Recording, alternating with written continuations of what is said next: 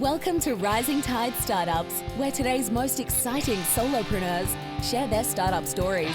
They also deliver tangible strategies that they would implement personally if starting their business over today. Each episode is a startup masterclass. Make sure you take notes. Take it away, Kevin. This is Kevin Pruitt with another episode of Rising Tide Startups, and my guest today is good friend Evan Kubicek. Evan, thanks for joining us on Rising Tide. Thanks for having me. It's always great to be back. And it's, as he mentioned, he is a repeat guest. We've had very, very few of those in our 3-year history, but this is one that I am looking forward so much to hear a unique story. This is a very special episode, and I encourage our listeners to listen to the entire episode. Most of the time they do. I mean, our metrics are great. It's when they start listening, they listen through, but this is a really unique episode. But before we get into that, Evan, tell us a little bit about yourself. Yes. Okay. Career path is not normal or typical, but like I said, I think every guest has that kind of trajectory. So nothing unique and special about, having an odd career path. I started off really wrestling with entrepreneurship, but then specifically entrepreneurship that had a purpose and a meaning behind it when I was in college. My wife and I were married young. We helped our friends open a coffee shop, and we wanted it to have a social impact to it. So it was really hard. I struggled. I went back and forth all the time between doing unique, fun things to love our customers, but then fighting with QuickBooks in the back and, counting bagels in the back. And when you're counting bagels in QuickBooks, you're not loving people. And when you're loving people, your counting's falling apart. So I really felt kind of torn. Everything was kind of back and forth all the time for that 5-year period.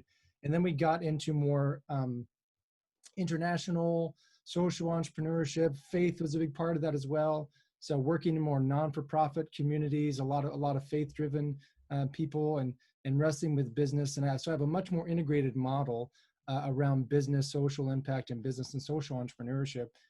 Probably the most notable thing, we lived overseas, mostly in Asia and Africa. The fact that we both learned Spanish did very little for us. Very helpful. Very helpful. And I was like, Nepali taxi drivers don't speak Spanish, apparently. Shocking.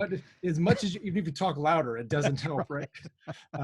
So we spent a lot of time, probably the largest amount of our time was spent in Nepal, working with an impact sourcing company. So a tech company using crowdsourcing, but a really powerful social impact model where we scaled up to over 3,000 workers, and they were using their own time, their own money, and their own earnings, and serving their community and coming up with social service projects that they wanted to do. And this is a for-profit company doing work for U.S. and European companies, right? But doing good work of their own accord because they wanted to be leaders. They wanted to address poverty in their own essence. So kind of a microtasking type. Microtasking platform and a crowdsourcing model, but it was a crowdsourcing model with known people. It wasn't an anonymous crowd. It was people we had relationship with in this team-based model. So there are a lot of things I've been able to learn, experience, and see over the years, interacted with international relief organizations like the World Bank and Rockefeller Foundation, and got to see the back behind the curtains of how all this stuff goes down, and some really great stories and some really awful stories. Sometimes the waste and inefficiency all the above. Yeah. The wildest one was the tsunami hit Indonesia in 2005, I believe. Right. A relief agency that had to spend their economic development money because it's time-based and it's specifically to a specific fund, and everything was free. So there was no economy to stimulate because everyone's getting free stuff. They actually had to pay people to come to computer training because everyone was doing computer and English training. So the locals were saying, like, what do you pay us to come to your training, right?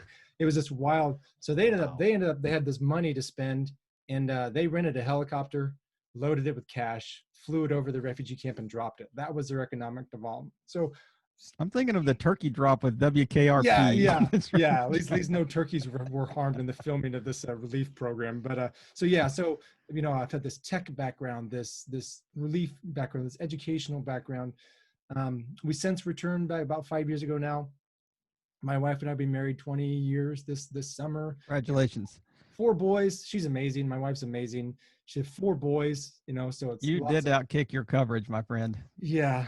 She's like me, quiet and drawing and art projects. Like, it's absolutely not we recently bought some airsoft guns this past month, and so now we shoot each other in the backyard. So it's just we have lots of fun. Family bonding time. Yeah, so family bonding time. Nothing like shooting your children, which For a good cause. yeah, which will come up later in this episode is something you shouldn't do, right? But you just got censored. I probably just censored myself. Like everyone's tuned out. Like, all right, we're done with this guy. So yeah, I teach at local university. I'm an entrepreneurship and marketing professor. I do a lot of social entrepreneurship consulting and coaching. My alter ego is Coach K. I fancy myself as the Indiana Jones of entrepreneurship. He was a history professor, but he did really fun stuff internationally. And I'm a business professor that does a really fun social entrepreneurial, go into the extreme parts of the world and partner on projects and do things like that. Here's the background hope for this episode. I've noticed there's been a lot of Australian listeners and participants lately, and I've never been to Australia. So if you'd love to have me come and talk about social impact, social entrepreneurship, I'm open to come to Australia at any time. Leaving Just provide America, the ticket in the hotel, and you're leaving there. America currently sounds like a really great thing. Exactly. That's right. We'll share all our experiences. That's right. I but know it has to be on site. I took my wife and kids are totally on board with that too. Just sign us up. I love it. I love it. So tell me what you're kind of gravitated toward recently, and are any of your students involved in this kind of new venture you've launched? Yeah, ideation and having new entrepreneurial ideas is just kind of second nature. I can't not see problems and try to solve them and think of a business model to do it. And especially now with business models applied to social problems. So as an entrepreneurship professor, I teach entrepreneurship classes all the time. Students come up with I walk them through a business model canvas and a lean startup approach, and they've got to pitch something every semester. And every semester, some student wants to do an app, but they have no clue, what they're doing or even how to do it, the mechanics of it. They just know that you can, but that's about it. And I've worked in a tech company. I've worked with people that have launched apps. I've worked with developers, so I know the methodology. But I'm not a developer. I'm not a coder. I don't have the attention span to do that, nor the perseverance. It's God bless you guys. I love you for what you do, but I can't do it. So I decided to say, like, well, let me just try it. How hard is it really to get an app up? And I ended up coming across a website that allows you to buy apps or buy a software as a service platform. Like, you can buy an existing digital business model that has revenue, just like real estate. And so I did it. The cheapest thing to buy was apps. I'm a very much a cheap, frugal type of guy. Been debt free, stay debt free. Built our house that way, traveled the world that way. So we don't have a lot, but whatever we have, we own. So we are very rich in that regard. So I was like, what's the cheapest way to get started? And so I bought an app. And then I realized, hey, I could build an app. I could buy a template for an app, and I could hire a developer overseas to build and customize an app. So I ended up, I own 3 or 4 games at this point that are live on, one that's live on Google Play and iOS at the same time, but I didn't do much with it. It's kind of like, I built it, proved that I could do it, monetized it. It has ads, it can make money. And then it's kind of like, Christmas toys. They're just, I'm done with it. I move on to the next thing. But I really had to wrestle. I ended up going a much bigger story around something and pursued that for a little bit, but I never developed that because it was too big. So I came back to, like, what do I already have? I think that's a lot of things that I've seen, especially in the development world, is that we need to bring people resources because they can't do anything by themselves, rather than saying, like, what assets do they already have? And I had these assets, right? I had these digital assets of mobile games, but I didn't care enough about them because I only care about something if it's going to accomplish something beyond profit. It's like, profit's great. I love profit, for profit. I teach how to do it. And I think it's one of the most powerful ways to solve social problems is a for-profit model. But I had the for-profit piece, but I didn't have the social problem that I wanted to tackle, so I didn't care. And so I kind of circled back to this idea of how could we use this to be able to tackle human trafficking as an issue. And then I came back to my students this year at the university, Eastern Illinois University that I teach at. I'm the advisor for the Entrepreneurship Club, and I asked my students, would you want to do this with me? And they were on board. They loved it. They've been helping me this entire time to be able to take a game. So the game is called Spike Shot. It's a casual mobile game. The ideal demographic for casual mobile games Have you seen this data before? I'm not sure all of your listeners might, because it shocked me. I couldn't believe it. So when I think of someone that plays games all the time on their phone, and maybe you too, like who's the person you probably think is the biggest demographic of people playing a game on their phone? I mean, like I just have to guess, like teenage boys. Yeah, I mean, that's what we think as teenagers are the ones on their phone Yeah. a lot. It's actually women. Women, more middle-aged women is the largest demographic of casual game players, and they don't consider themselves gamers. They don't consider themselves as one that play a lot of games, but that's what the data shows. And to pair that demographic with an issue that they probably care deeply about, like Right. human trafficking, Yeah. it just seemed like this perfect match to bring these two things together. So we have a game. The tagline is you play and traffickers pay. It's a free game, but as the ads pop up, between the end of 2020, all profit, 100% of the profit from the game goes completely to the funding of anti-human trafficking work. We've partnered with a group called All Things Possible. A lot of former U.S. Special Forces, they go and they use their data and they use their skill set and they find traffickers and they bring them to justice. And they also do the rehabilitation piece as well for the people stuck in a trafficking. So it's a beautiful, amazing story going after this horrible thing that shouldn't exist, but it does, with and kind of making fun out of it. You know, it's that's some of the criticism that I've received, is that I'm not treating the issue with enough seriousness, and I'm not treating with with the the sadness it deserves. I'm like, I'd rather fight it with fun. I'd rather fight it with joy. I think the more people can rally around something that's positive than rally around something that just makes them feel bad. We should feel bad. We should, as humanity, we should be very embarrassed that this thing exists. But it doesn't mean we have to stay sad all the time. That we can go after it with a powerful emotion of happiness I and mean, joy and fun. sad and guilt are terrible motivators. I Yeah, mean, who on wants long to do term, that? they have a very short shelf life, and not that you're in any way making fun of the issue, but No, not at those all. are really two separate issues. The Yeah, fun of the game is just keeping people engaged for the serious purpose of fighting trafficking on the back end of this. So, absolutely. how did you vet? Who, I mean, you mentioned that there's so many people trying to attack this in different Yeah. ways. How did you vet who you were going to support through this? My so yeah, my introduction was a personal one. I do have a friend, family friend. It's he doesn't, I can't say his name. He doesn't want to never tell any stories. He's just gonna in the shadows, but former special forces himself, like the top of the top. There was no level to go up to from where he finished at. Like he was in the most critical missions that the US had to offer. That was his team. And I met him at a mixing event with other adults, husband and wife sitting around talking, social setting. This guy is sweating bullets. He's just as nervous as you can No possibly pun be. intended. No pun That's right. intended. He's just like totally just out of his element and just super uncomfortable. And social settings like that, social talking to people is not. I have fun. I excel in that environment.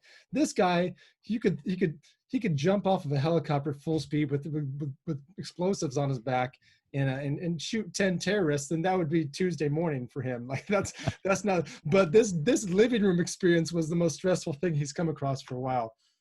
So I trust him with my life, and he had someone that he'd served with that was involved in anti-trafficking work, and said, "This is the guy you need to work with." So I reached out to them. I talked to them, heard their story, looked at what they did. Some of the recent projects, even in the U.S., they're international. But recently they worked with U.S. federal marshals. There was a big sting operation that happened in Yeah. Ohio Remember. back in October, and they made that possible. So That's amazing. it's the real deal. It's the real deal, these guys. It's called All Things Possible. Yeah. So And it's not just anecdotal. I mean, yeah, there no, are it's not accidental. legitimate This is support. legitimate Yeah. documented work that they Right. do, and they're working with U.S. Armed forces to be armed forces and law enforcement Law agencies enforcement, right? to deal with these issues. So tell me, what's kind of the process of? I mean, just let's talk more about the app store. Yeah. Engaging. Creating an app, getting it on the app store. How do you market it? How do you kind of get momentum? Behind a new, because it's you just throw it in an ocean of a million apps. I Pretty mean, much. how does it rise to the top, so to speak? Yeah. Let's see. there's a really Creativity Inc. is a really great book that I read a couple years ago. I've been kind of the back end of Pixar, and one of the expressions within Pixar is they're ugly babies and protecting people's ugly babies. Like a new movie idea is an ugly baby. No one else thinks it's cute, but you do, right? So yeah, throwing my app into the Play Store, that's the ugly baby out in the room, and there's a lot of other ones. And the amount of download, the amount of attention you have to get is in the scale of 1 million plus to even get any type of notice whatsoever.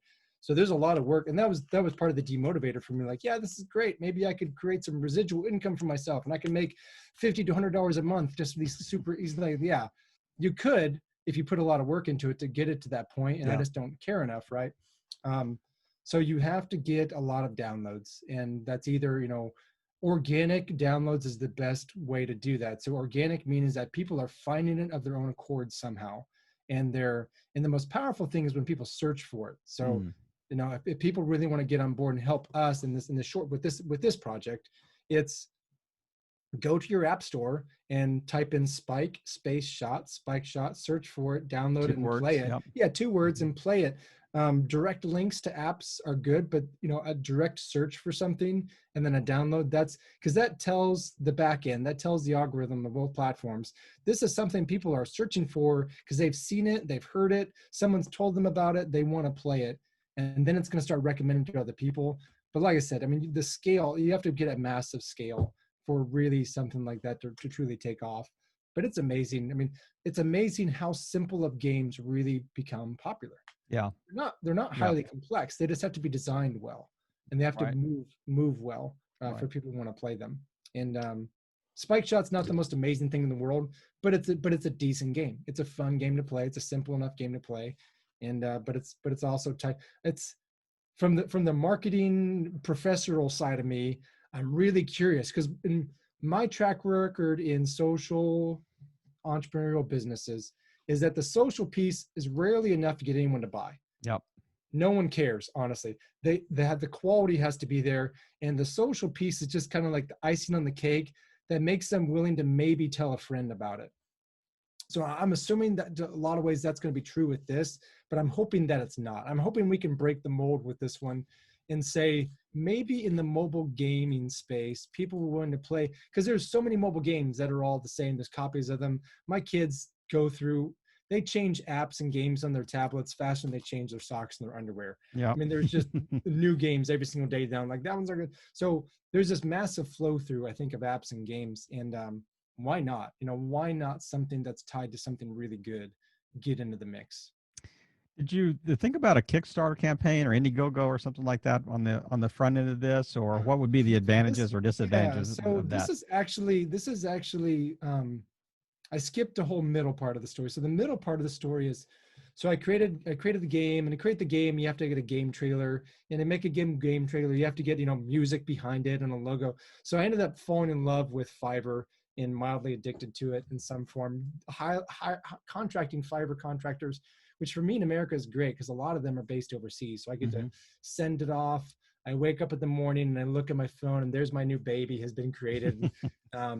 So yeah, it's all there. So like I created a game trailer and got the logo and got fun background music. And then I'm like, hey, I'll create a YouTube channel too. So I have a YouTube channel with copyright free music. So I was doing all these things, but once again, it's like this, it's fun. It's good skills. I learned a lot. I'm able to pass it on to my students, which I think every professor teacher should, you know, do then teach as much as you can.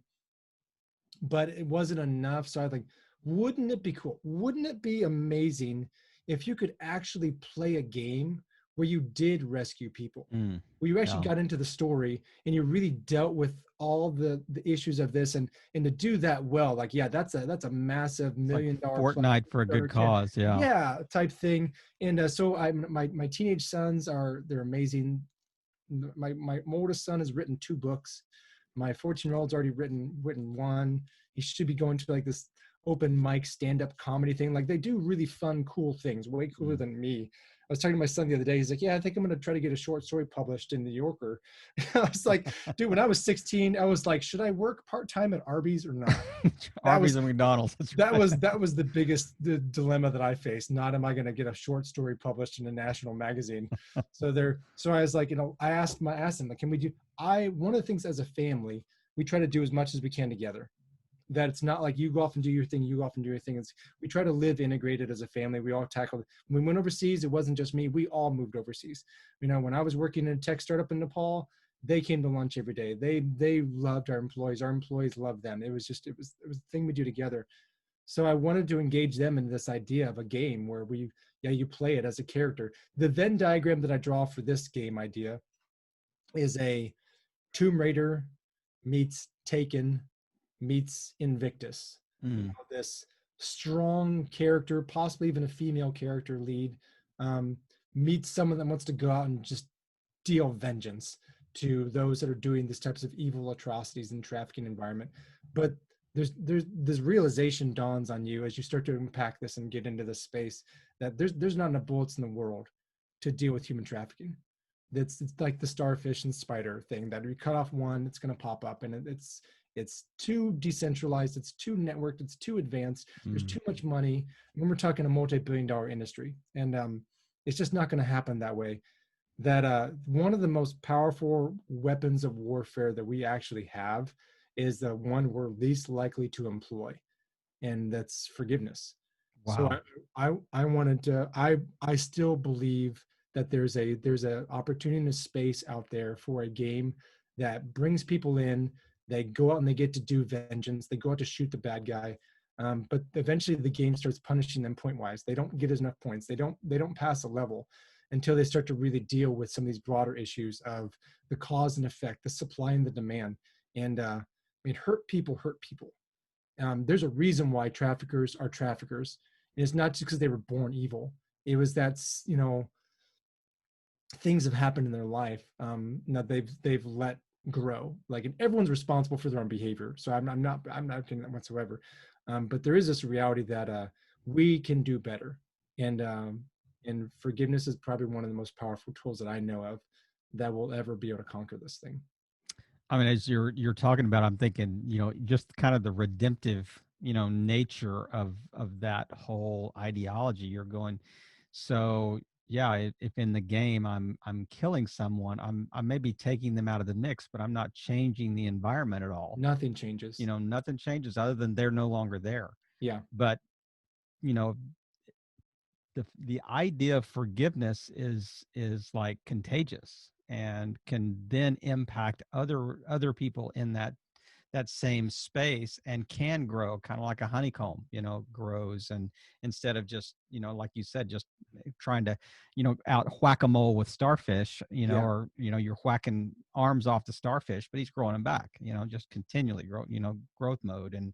And I just love the whole idea behind that. So kind of as you're talking to people, I mean, is that resonating with an audience? Oh yeah. People have definitely resonated with that. But as we started to explore that more, like to start interviewing people and talking to people involved in these spaces, I've had some phone interviews with people that are on the front lines rescuing and in the back end, like the back end data analytics of what's going on in this whole industry, of being able to track the movements of things, track postings of things, it's really impressive. A lot of lessons learned. I had put this game, like, so this is Project Red Light. This is a project that I do want to build. I don't have the resources or the time or the people involved, the team to be able to do this yet. I want to do it with my sons, but I don't want to be the story and art director, to dive into this. It's too dark. It's too dark for any human being. No one should have to learn this stuff. Unfortunately, we do.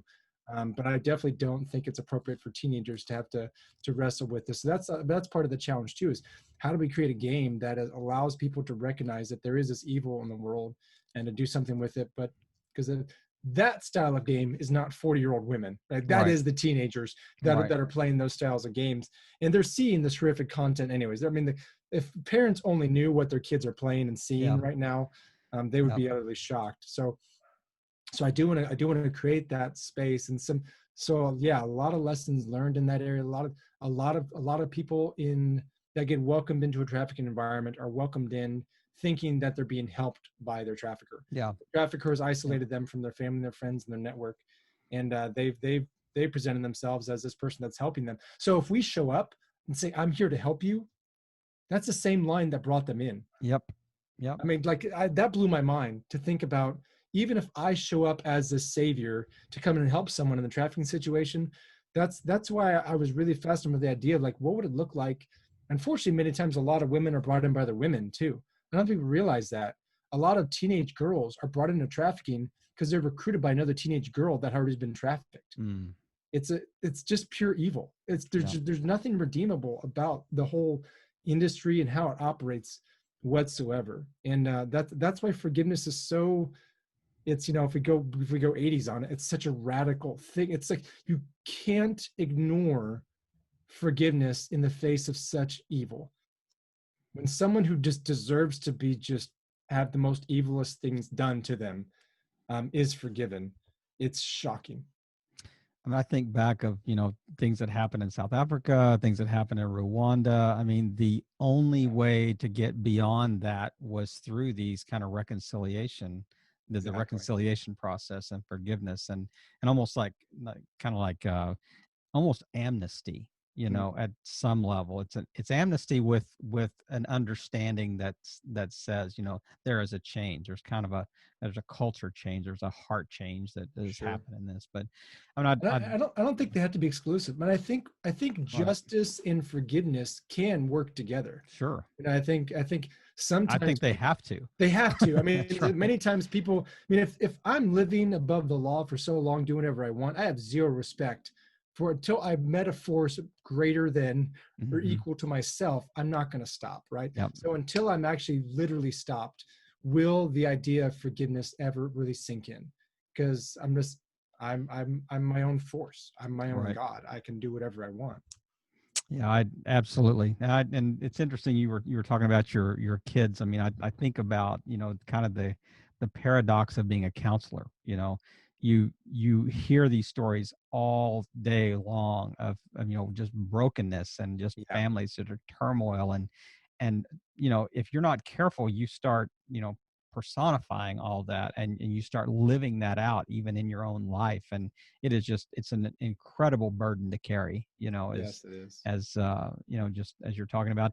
It was really funny as you were talking. I'm thinking about, nothing's wasted, in our previous economy, and in our life history. And Yeah. I'm thinking about, is there some way to kind of bring in the whole crowdsourcing idea to the creation of this thing, so you're kind of sharing this horrific burden across a wider group of people, so nobody's having to carry the bulk of this, Yeah, type and thing. actually So there have been stories, and that was even something we looked into at the time with the previous employer, the people that I worked with overseas, is that yeah, we had an army of data analysts. We had an army of data entry people that could look at data, that could scan profiles. So I know that is happening. I know a lot of the data analytics.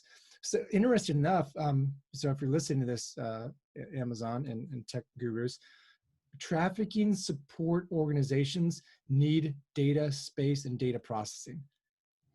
That's what they were asking for. They say, if we've got the data, but we don't have any place to store it, we need more analytical power.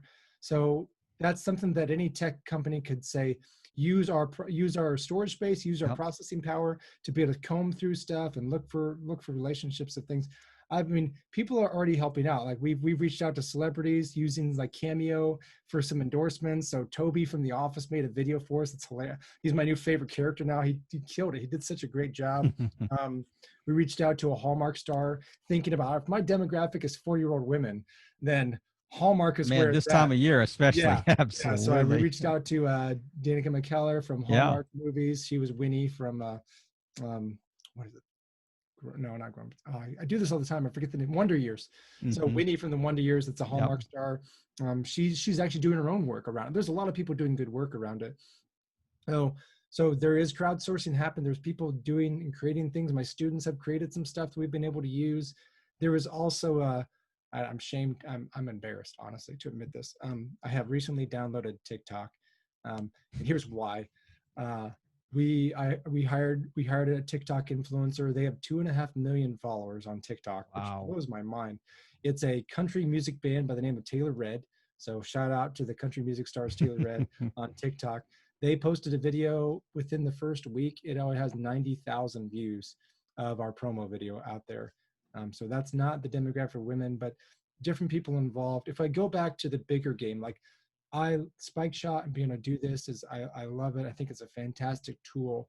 If you go after the bigger, more immersive experience, the whole Project Red Light, playing a game, actually rescuing people idea, um, I think the idea of being able to play real missions, Yep. where you actually get brought into an actual story, and we have to probably redact and like probably even curb some things out because it's too horrible for even Right. people to really see. Right. But a streamlined version of a story.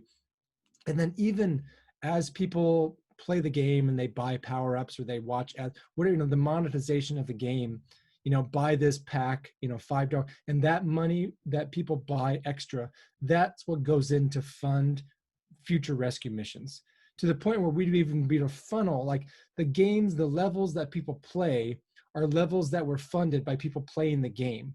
It's Mm. just that idea to me, I find fascinating. I think it's an amazing way of, redemptive gaming, right? Yep. Where take something, take a time and space that people are using anyways, and hook it up to something that needs to be solved. Capitalism with a heart. I That's mean, why I love. That's just why I love business in general. I mean, like yeah. it's just paid problem solving, Right. and there's ways to tie that to, when the profit and the purpose complement one another and they stream back together, back and forth. Like I would play that game if I knew that I was playing a game of a real life mission, and me playing that mission would fund future missions. I would absolutely play that game in my free time. Absolutely. Yeah. And as a matter of fact, I would probably be encouraged to play it more than I would naturally play just a regular I don't game, play those games. I because don't for a play those games purpose. now. But if I Right. knew that was a thing, if that Yeah. was an actual thing, and that's why Spike Shots. That's why I love this. Like it's that first step towards that. Like Spike Shot is that thing. You Yep. can get on your phone right now, and while you're even listening to this, you can play this game. And right now through the end of the 2020, every single penny go. I mean, like, in the future, in 2021, not all of the profits. Some of the profits we're going to retain either from, Right. because I've got 4 children, Yeah, that's right. or to go Daddy's got to towards, eat here. yeah, Yeah. daddy's got to eat. Because I'm a social entrepreneur. I believe in profit. So some of the profit will go for us. Some of the profit, hopefully, we can funnel back into a bigger thing like this, and a project red light type thing. But yeah, you playing this game is a thing that everyone can do. There's no reason. Everyone goes to the bathroom, and about 90% of you in the bathroom have Take your your phone. phone with you. That's right. Got your phone, so Love take a it. dump on traffickers. I love it. So, man, you kind of touched on it just now, but take us out of our chat today. Just where is the best place for people to plug in? How can they help? You kind of touched on something that's really near and dear to them, and they're ready to, okay, let me kind of explore this a little more. Where's the best Sure. place to find more information and plug in? Searching directly for the app in your app store. So searching for Spike Shot, 2 words. That's the best way to get access, playing the game. You can follow along with us with the story. On Facebook, it's Kingdom Come, 1 word, 2 words, but kind of smushed them together. There's a Facebook page, there's a YouTube channel, same thing, Kingdom Come, games and music. If they search for that, if you search for Spike Shot trailer on YouTube, you'll see the game, and you'll see some of the celebrity endorsements and cameos up there too. I mean, I know that I don't know what I'm doing, which is a great thing. I mean, I don't think that I've got this figured out. So if there are audience members, listeners, people that know this space or know how to get this thing up and running, or really love the Project Red Light idea and want to join, like, I am completely open to partnership. I'm completely open to turn it over to someone that can do it better. Like if someone steals the idea, creates a game that fights human traffickers and funds the people that are doing that, that's an incredible win in my book. Like, there's no one loses in that. Like, Right. sure, I would love to be a part of it. I would love to do it, and I'd love to see that happen. But I have no addiction to my own profit or my own story. Like, when we, just like the whole premise of this show, we can all win. Yep. And everyone's going to get better as we do that. So if there's people out there that want to join, help out, be a part of it, bring me to Australia, wink, wink, and talk about stuff, I'm open to that. We can make that happen. Shameless plug number 2. All right. So, man, it's been really been a pleasure to catch up again, and it's always a delight for me to have a Coach K encounter and with my friend Evan Kubicek. And Evan, thank you for just joining us today. And man, I cannot stress how important I think this is, the work that you're involved in, you and your family have kind of stepped into. And I encourage all of our listeners to support this with everything they have. But just thank you for just taking the time and just sharing your heart with us, and your strategy behind this, and really just helping all boats rise at a rising tide. Evan, thanks again. Thanks for having me. Another episode in the books. We hope you heard some great takeaways. Don't forget to subscribe and leave a 5-star review on iTunes and YouTube. As always, thanks for listening to Rising Tide.